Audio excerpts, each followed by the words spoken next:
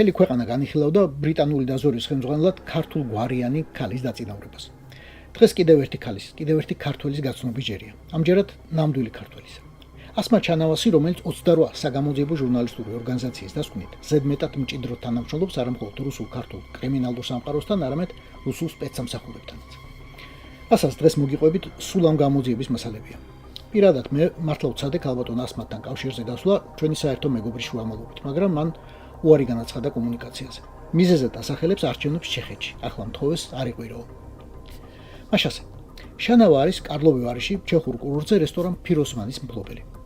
ჟურნალისტების საერთაშორისო ჯგუფის მიერ მოპოვებული მასალებით მას კავშირი აქვს კანონიერ ქურდ გია კვარაცხელიასთან, რომელიც ამ მასალებში გია ლაფშადაა სახელდებული. მოსკოვში ცხოვრებისას ისინი ერთ მისამართზე იყვნენ რეგისტრირებული. გია კვარაცხელია საიტი Prime Crime.ru, რომელმაც ქურდულ სამყაროზე ყველაფერი იცის, წარადგენს როგორც შაქრო კალაშოვის ოფშაკის გამგეს. შანავას აცგარდაცვლილი მეუღლე იყო ბესიკ ბახსოლიანის ბიზნეს პარტნიორი, რომელსაც ღია წყაროები კანონიერ ქურდ ბესიკ სოჩინსკად მოიხსენიებენ. ამავე მასალებში ნახსენებია მერაბ ჯანგველაძის ძმა ლევან ჯანგველაძის, რომელიც შარშან თბილისში მოკლეს.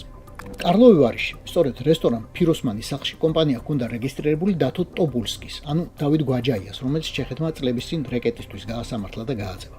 მაგრამ კრიმინალებთან კავშირი ჟურნალისტური გამოძიების თანახმად ასმა ჩანავას მუშაობის მხოლოდ ერთი მხარეა. მეორე უფრო საყურადღებო ამბავია მისი თანამშრომლობა პრავფონდთან, პუტინის მიერ დაარსებულ ორგანიზაციასთან, რომლის საქმეც უცხოეთში რუსეთის აგენტების მომსახურება და დეზინფორმაციის გავრცელებაა. Вы отправляете гуманитарку жителям Донбасса и нашим воинам, которые прямо сейчас сражаются за правое дело против старого врага, который упорно лезет из могилы и хочет вернуться и снова править миром, попытаться это сделать. ამ პრავფონდმა გადაუხადა მაგალითად $185,000 გერმანელ ადვოკატს უნგერს, რომელიც ვადიმ კრასიკოვს იცავდა. კრასიკოვი გემახსოვრებათ, ბერლინში რომ ხანგოშვილი მოკლა.